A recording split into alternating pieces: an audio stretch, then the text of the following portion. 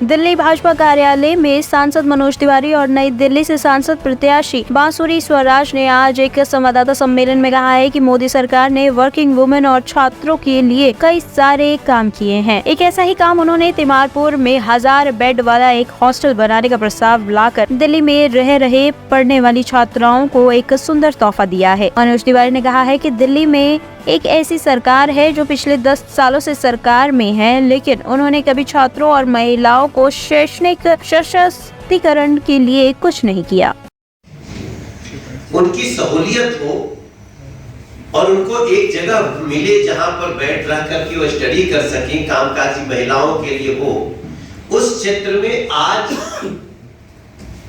Girls hostel का निर्माण शुरू होने का ये बजट हमारे न सिर्फ दिल्ली यूनिवर्सिटी क्षेत्र के लिए बल्कि पूरी दिल्ली के कामकाजी महिलाओं के स्टूडेंट्स के लिए बहुत बड़ा है।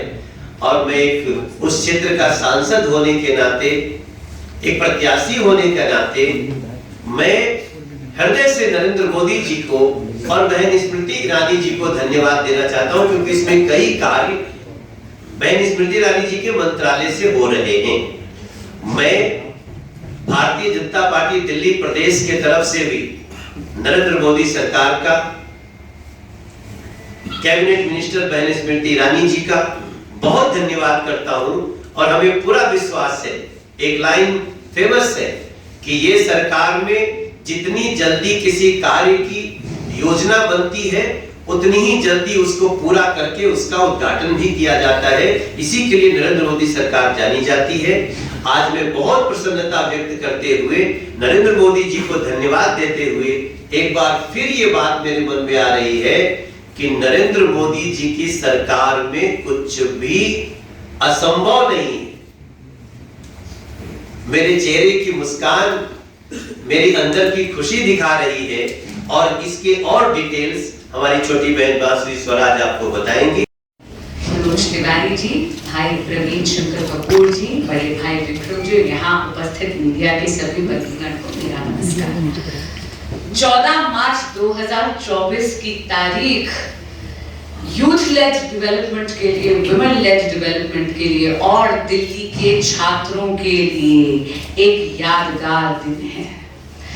मनोज भाई ने अभी प्रकाश डाला इतने बड़े और अहम फैसले पे। मैं उन्हीं से सूत्र पकड़ते हुए आपको बताना चाहूंगी कि 7 मार्च को हमारी आदरणीय केंद्रीय मंत्री बड़ी बहन स्मृति ईरानी जी दिल्ली विश्वविद्यालय गई थी। एक कार्यक्रम में सम्मिलित हुई थी जहां पर उनके समक्ष ये मांग रखी गई कि वर्किंग वुमेन के लिए और दिल्ली विश्वविद्यालय की छात्राओं के लिए एक हॉस्टल की आवश्यकता है। यकीन मानिए, मोदी है तो मुमकिन है। 7 दिन के अंदर अंदर 7 तारीख को तो ये मांग रखी ही गई थी, लेकिन 14 मार्च को ये निर्णय भी आ गया। जैसा मनोज भाई ने आपको बताया, 272 करोड़ की लागत से एक भव्य हॉस्टल का निर्माण हो रहा है दिल्ली की छात्राओं के लिए, जिसमें निर्माण की लागत होगी हॉस्टल के प्रति 200 करोड़ की और 72 करोड़ के सीसीटीवी कैमरास लगाए जा रहे हैं, क्योंकि महिला सुरक्षा मोदी शासन की प्राथमिकता है। तो आप भी जानते हैं कि दिल्ली विश्वविद्यालय में पूरे भारत से बच्चे आते हैं पढ़ने के लिए और हमेशा वो कहाँ रहें, बच्चियों की सुरक्षा, ये एक प्रश्न होता है बच्चों के पेरेंट्स के दिमाग में। तो अब वो बहुत आश्वासित रहेंगे। ना केवल वर्किंग वुमेन हॉस्टल बन रहे हैं एनडीएमसी पर, लेकिन अब मोदी सरकार ने सुनिश्चित करा है कि एक ऐसा हॉस्टल जिसने जेंडर सेंसिटाइज्ड सर्विसेज, यानी जो दिल्ली की छात्राओं के लिए हो, जो वर्किंग वुमेन के लिए हो, वो सारी सर्विसेज से पर्याप्त एक हॉस्टल का निर्माण हो रहा है, जहां पर 72 करोड़ के सीसीटीवी कैमरास भी लग रहे हैं। दूसरा एक बहुत बड़ा निर्णय लिया गया है, जिस पे भाई साहब ने भी पहले प्रकाश डाला।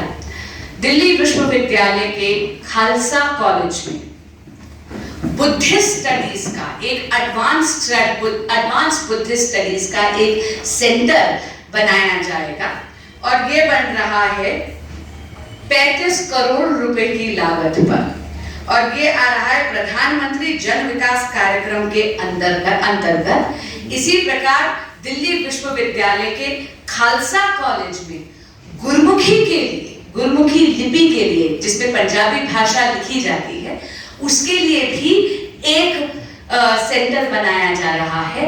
और इन दोनों बुद्धिस्ट स्टडीज और गुरमुखी स्टडीज के लिए जो सेंटर बनाए जा रहे हैं, यहाँ पर सर्टिफिकेट कोर्सेज होंगे, यहाँ पे पीजी डिप्लोमा कोर्सेज होंगे, और यहाँ पर पीएचडी तक के प्रावधान होंगे। ये है विरासत से विकास की कहानी, जो मोदी जी के कुशल नेतृत्व में एक विकसित भारत बुन रहा है। और जैसे मैंने कहा, मोदी है तो मुमकिन है। आचार संहिता लगने से पहले दिल्ली के छात्राओं के लिए, दिल्ली के स्टूडेंट्स के लिए एक नहीं बल्कि 3 बड़े उपहार मोदी जी की सरकार ने पेश करे हैं। तहे दिल से मेरा आभार और अभिनंदन मोदी जी का दिल्ली के सभी स्टूडेंट्स की तरफ से। धन्यवाद। टॉप स्टोरी ब्यूरो के लिए दिल्ली से हेमंत कुमार की रिपोर्ट।